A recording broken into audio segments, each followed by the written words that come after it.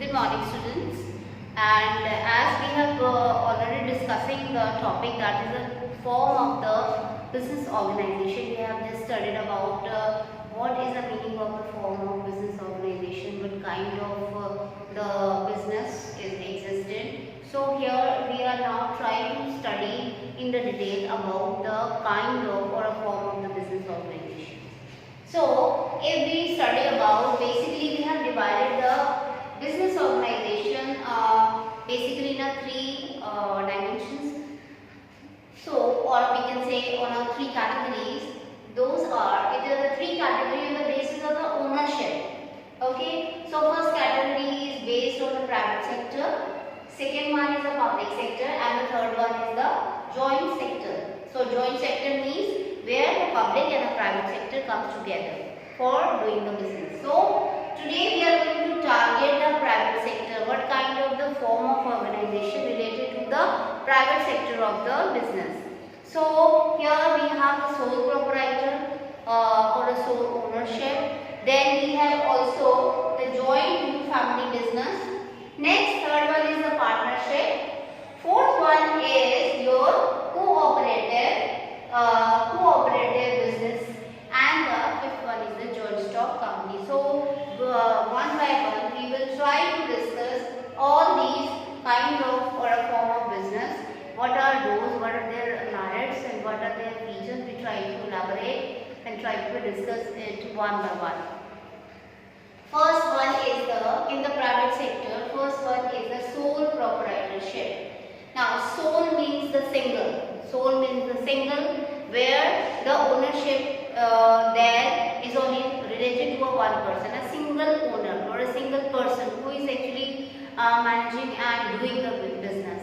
So what with the definition and with the words, how can you explain it? So the sole proprietor means the business owned, managed, controlled and financed by a single individual is known as a sole proprietor. So as the name suggests to you that sole proprietorship.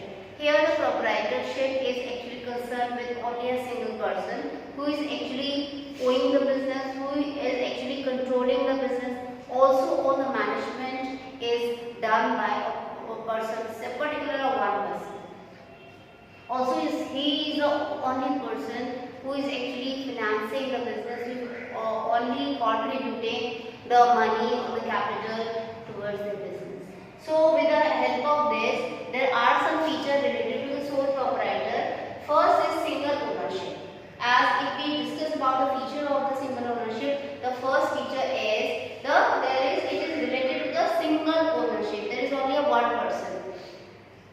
Next one is the risk bearing. Here the risk bearing is only a one person. Who is bearing the risk is actually the owner of the business, or who is the proprietor of the business, and he is the only solely who is actually bearing all the business. Next is no separate legal entity. Here the business and the owner, there is no distinction between the business and the owner. Both have the business has no legal entity. Itself, the person itself is liable for all the activity and is he is actually responsible for all the activity related in the what is going on in the business. He is the solely responsible person. So next is the fourth one is the freedom of operation. Here also you can also take it or add it as a feature as well as for a merit, that the person who is the owner of the business has also the freedom to operate. It's a very you can say a very important feature, because here a person has a freedom to do what he wants. And with the there are some person who has so much caliber to do something out of the box. They can make wonders in the business, or not by taking the help from the other, even by himself also. So next is fifth one is the ultimate unlimited liability. Here actually the liability is unlimited. Here there is no other person you are going to share the liability. That's why the liability is totally and totally depend on and bear by the only the person who is actually managing, who is the owner of the business.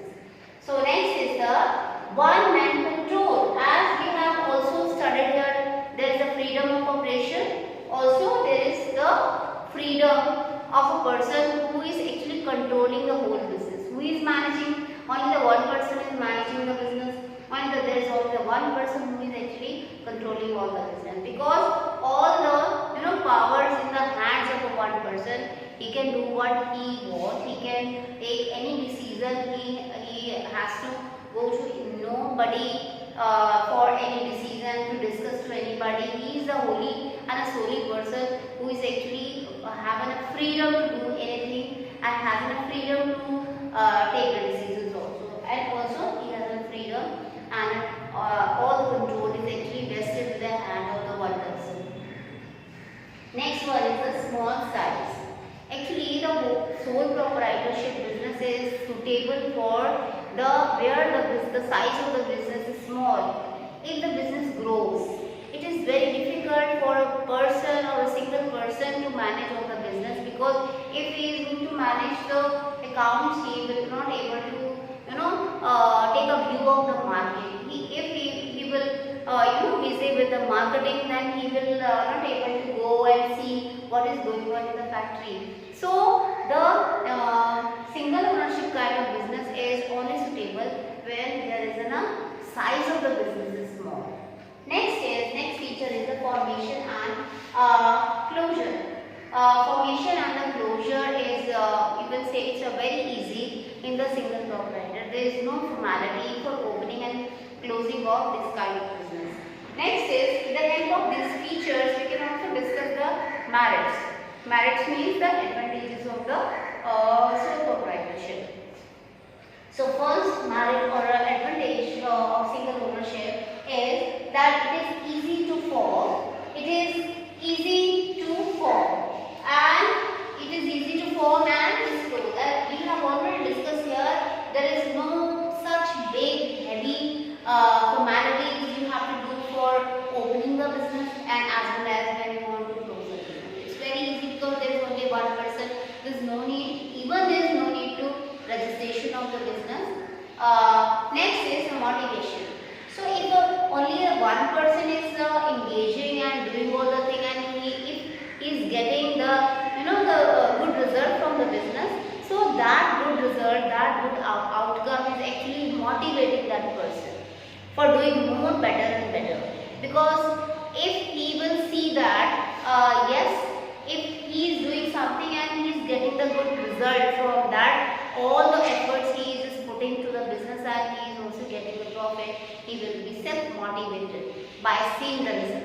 So in this kind of business also the motivation, the essence of the motivation is there. Next is the flexibility. So yes, the sole proprietorship business is very flexible because there is nobody else to control here all the business, because there is only the one person who is controlling the business. So it's actually because it is in the hand of only a single person. So that's why this business becomes also very flexible. Because if he want to do something, he can easily do. He need not to be discussed any idea or any decision on to the other person. So it's very flexible by the nature. Next is the sole beneficiary. Yes, if he is a risk bearer, if he is taking whole of the risk of the business, he is also entitled for the sole beneficiary of the profit. If the profit is coming, there is nobody else. The person is going to be shared the earned profit. He is the only sole person who is actually entitled for whole of the profit. Whatever he is getting as a revenue or a profit, he will only the person who will get and enjoy the profit. So he is the sole beneficiary of the profit. Next is the secrecy.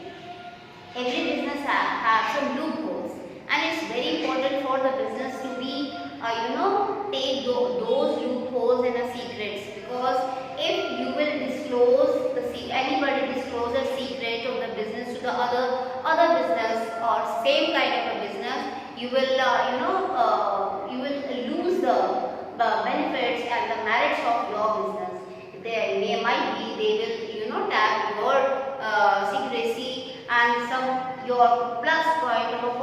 point and they will use those points. So because there is no other person to discuss with any secret, that's why the secret becomes captured with the hand of only one person.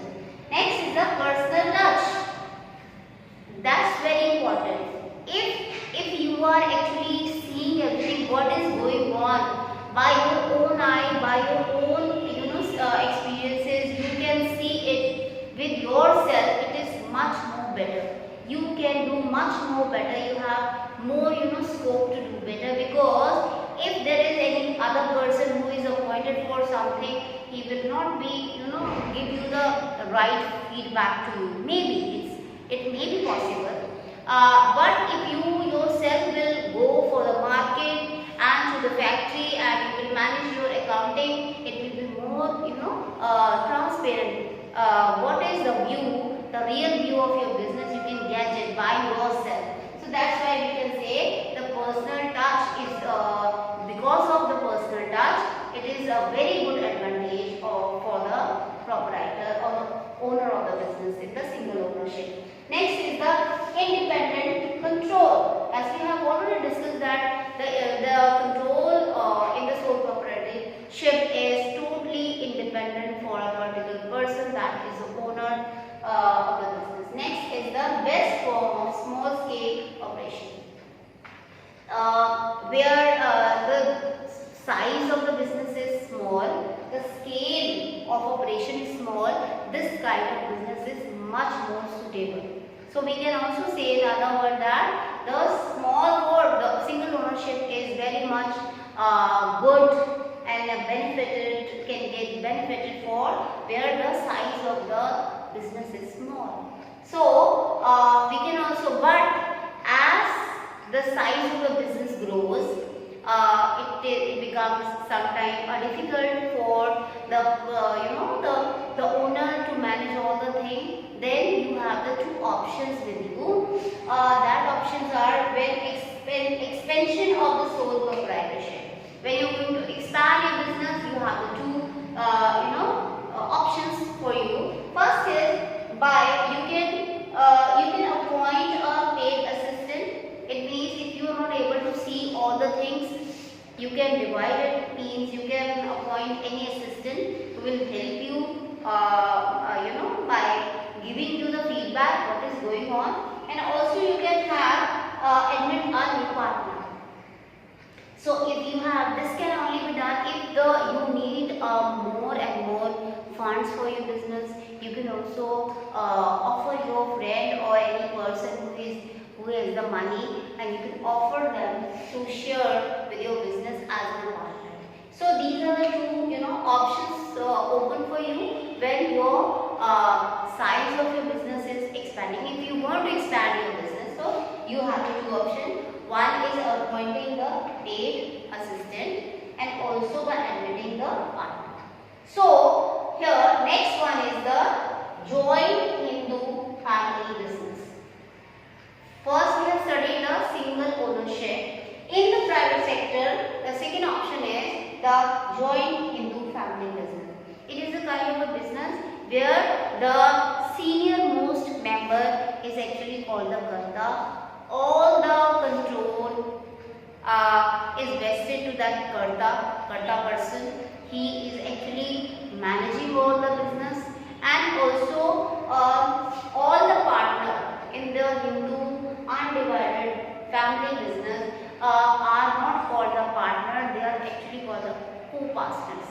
And with the birth of a person in the particular family of Hindu undivided family, that person ultimately become the partner, ultimately become the sharer of this business. So we can say it's carried on only by male member of the Hindu undivided firm. This form of business is governed by Hindu law.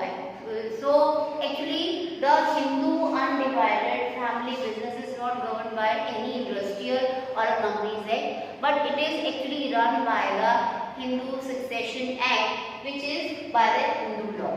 It is actually governed by the Hindu law, Hindu Succession Act. Next is, with the help of this, we have some features about it. The first feature is membership by birth. So here with the birth of a particular person or a baby or a child, that child become ultimately get the membership in this kind of business. Next is the management by the karta.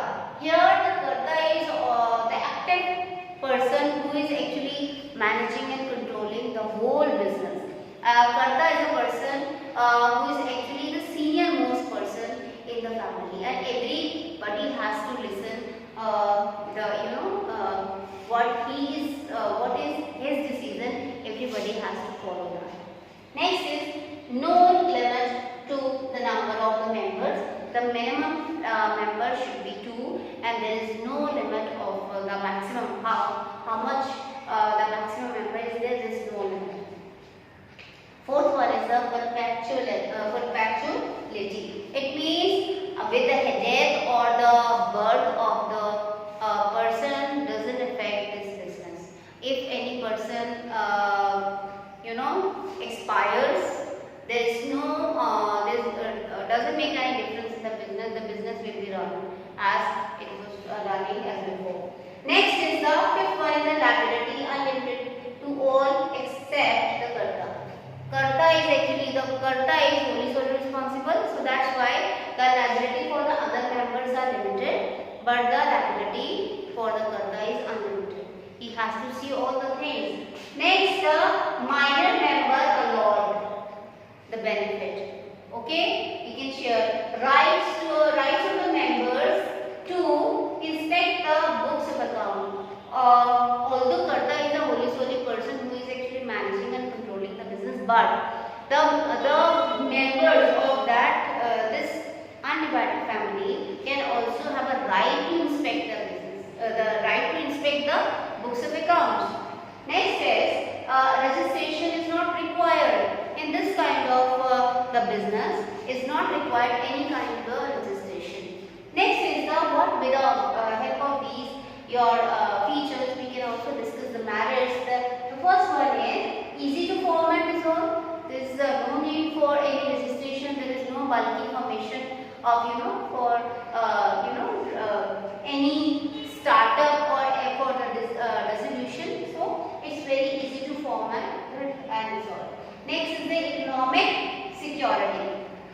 Everybody who is a member of this has their economic security because everybody is a member here, and if there is a profit over there, everybody is entitled to share the profit.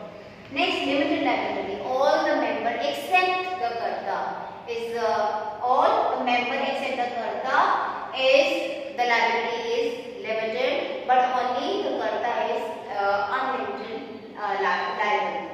Next is the continuity. The continuity is businesses, it is on the going concern. There is because it has a perpetual succession. Just there is any entry or exit means any death or a birth doesn't affect this business. Next is the secrecy. Yes, also the secrecy remains in the family. Okay, and because all the members are actually related to the one family. Next is the protection of the minor. Here also the protection is given to the minor. Minor is only entitled to the profit. If there is a loss, the minor is not entitled for any loss. Next is the third kind of the business form of business is the partnership. Now partnership, here we have discussed about the extension of the sole proprietorship. If any person who wants to explore their business, he can also offer the other person as a partner for sharing of his business and profit. So here, what do you mean by the partnership? Partnership is the partnership is in a relationship between the two or more persons who have agreed to share the profit of the business carried on by all or by one acting for all. So this is a very crucial line. In these two lines, whole partnership is actually explained. The partnership is in a relationship between the two or more persons. There is at least two persons is required for making the partnership. So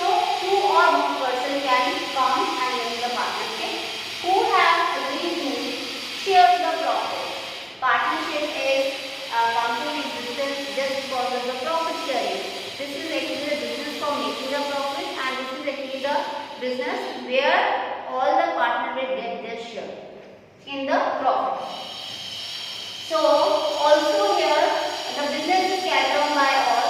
Here also there is an option all will do the activity, or on behalf of the all of 1 and 2 person will become the active partner. So what are the features of the partnership? Lawful business. First of all, the requirement is the business should be lawful. Any unlawful business for if you have made any partnership for the unlawful business, that becomes a void. Next is the agreement. There should also be the agreement, either by the verbal agreement or by the written partnership deed. If there is a written partnership deed, all the points related to for their any disputes and what are the profits, what are the this or that, everything is written there. So we can have the agreement either by verbally or also by the written. The written form of agreement is called the partnership deed. Next is the liability. Liability of the partner is here the unlimited profit. Fourth one is the profit sharing. The profit sharing ratio, it is either it is decided by all, or if it is not decided, then it means that if the deed is silent, means according to that the everybody is equally share the profit. Next is the agency relationship. Everybody is actually for the business. Every partner is the principal or also act as an agent. So there is the both relationship. A person who is a partner can act as a principal and also act as an agent for the business. Next is the registration. Registration is not very much required for the partnership. It is advisable to register your company to avoid any dispute and any unlawful activities. Next is the management. The management is actually done by all the members of the partnership. So, and they can take their decision by taking the consent of all. Time period. There is no stipulated time. With the death of the partner or the retirement of the partner, the partnership can be end, but it can be start with the consent of the other remaining partner. If you want to run their business after the retirement of a particular partner or the death of the partner, even then if they want to, the remaining partner want to run their business in the partnership, they can again start the partnership, but it will start with scratch, starting. Merit. What are the merits? First is easy to form. Partnership is also very easy to form. Large finance resources, because there is not only the one person who is actually contributing the money or the fund or the capital. Here, how many persons are coming? They are coming with the capital and the funds, which they all will pool together for the future profit. Next is the risk sharing. In the sole proprietorship, we have studied the risk bearing. There is only the one person who is actually bearing the risk. But in the partnership, it is the risk sharing. The risk is actually shared by the people, the number of the partners who are the proprietor of the business, who is actually contributing the money as the capital. Next is the division of work. Also, as risk is shared by the partner, also the work is shared by all the partners. So that's why there is a right division of the work among all the partners. Next is the motivation. Every time if you are doing your best, if you are putting your all efforts, all the partners in the business, if they are putting their efforts in the business and they are getting the profit, they are getting more and more revenue, they will be ultimately motivated for doing more good work. Next is the flexibility. Yes, there is also the partnership is also based on the flexibility, because if every partner has the cordial relation and they all have the understanding with each other, then it is a more flexible. Okay. Next is more scope of expansion.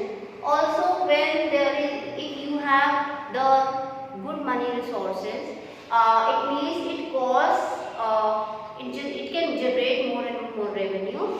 So we can say that there is also the scope, more scope of the expansion. Next is the cooperative organization. Now cooperative organization is very much, you can say it is actually made not for the profit making, but also it is actually made for the service model.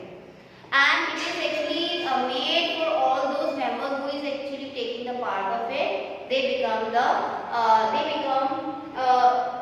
actually helping each other. So the cooperative society is the voluntary association of the persons who join together for mutual help. Actually they join together for the mutual help. So we can say that each for all and all for each. It means that is actually their philosophy of actually opening the cooperative kind of the business. It means that all for, it means each for all and all for each. There is if actually in this all the members come together, they contribute the money, and how much they have contributed, they actually buy the things directly from the factory and they get the scales of economy. They get the more and more discount and the things with a cheaper rate, because there is no middleman here. They are directly purchasing the things from the factory. That's why these kind of cooperative society become the things very and sell the things on a very cheap rate, because there is no middleman, and they are actually getting the things at a cheaper rate directly from the factory. And also there is no cost on given or taken for the advertisement. There is no advertisement, there is no middleman, and actually if they are taking purchasing the thing on a bulk basis directly from the factory, they are also getting a more and more discount and things on the cheaper rate. Next is what are the features of the cooperative society or the organization. The first feature is voluntary association. Very first is there is no compulsion for anybody to just you have to have participate in the cooperative kind of organization. It is the voluntary association of the person. It is the person's will to be the part of the be the member of this organization. Equal voting. The voting right of each and every member of the cooperative organization has equal voting right. It doesn't mean that if a person is contributing more money will have the right to vote 2 times or 3 times, or if a person who is not less contributing have no right for voting. Here it is actually based on the democratic way. It means everybody has a right. It is not actually seen or based on any caste creed.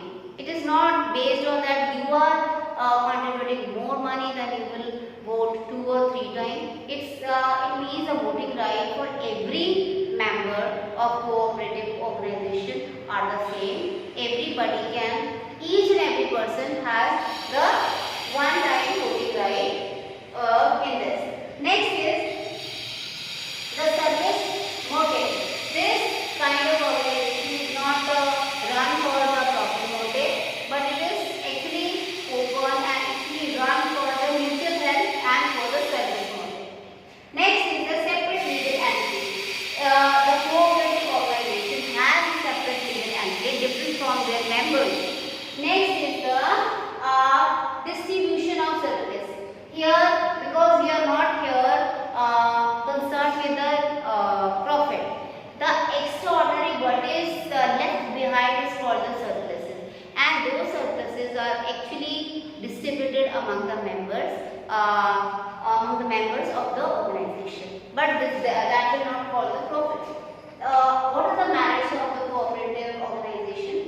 Easy to form. It is also easy to form because there is at least 10 members are required to form the cooperative society.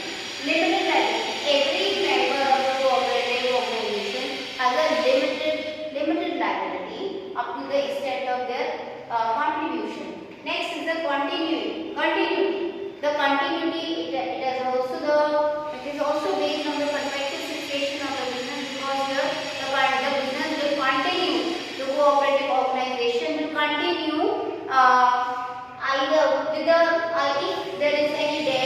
there is any exit or entry of any of the member.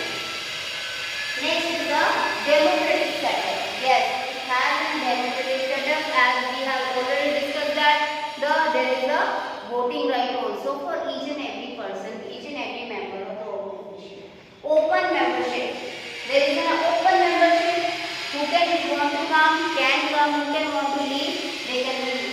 Next is the economical. Yes, it is economical because we have already discussed this point also. Because if you are just purchasing the things and the goods in the bulk quantity directly from the factory, it means you will definitely going to get the economies in the scale. You will definitely get the more margin, and also there is no middleman is there. So also the commission of the middleman is also you are just eliminating from the price. Next is the state portrait edge. It means that also if you are purchasing the thing, the state wise also the government is giving you the subsidies to buy the things on a bulk.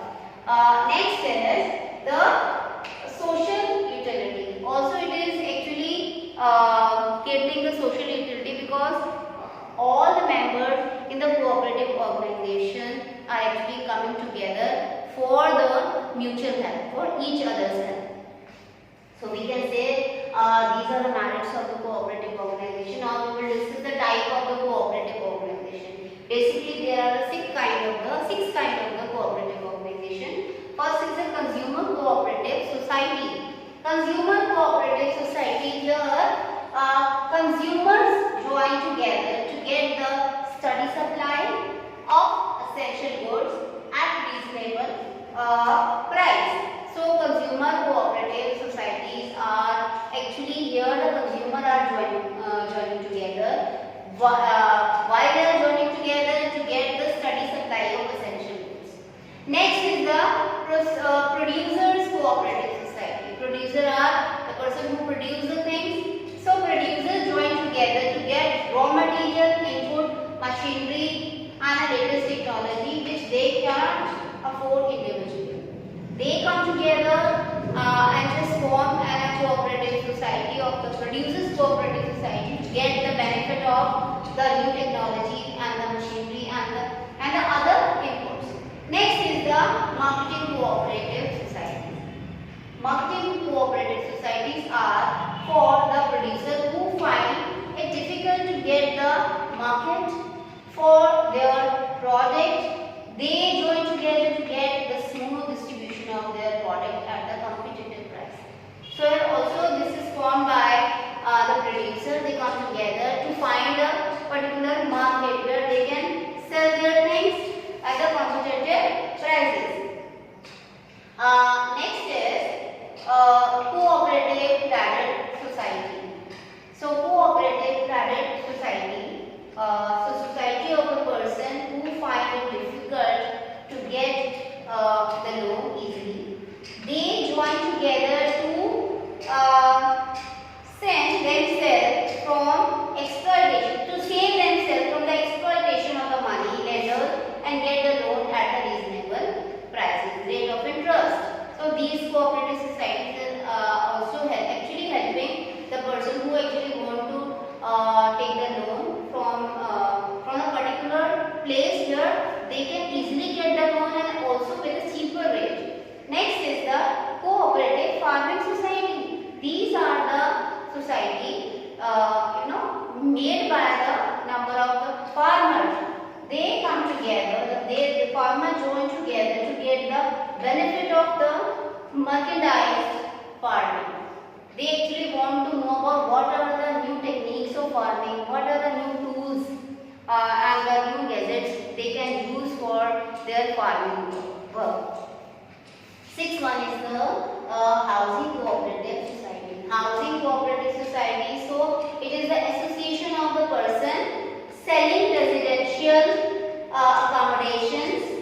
They come together to get the house on easy installments and terms and conditions. So the housing society actually helping the people, where the number of people come together and they can actually save their money by just giving that money to buy the property from a particular person. They actually come together, and because their money, they are actually contributing the money for purchasing the house. When they are contributing the money on a one pool, they can have also the economies of scale in buying so many product and goods which are actually using for making these houses.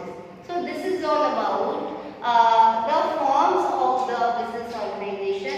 Here we are actually taking the private sector. Now one more form of the business organization is left, that is a joint stock company, that we will discuss in the next lecture.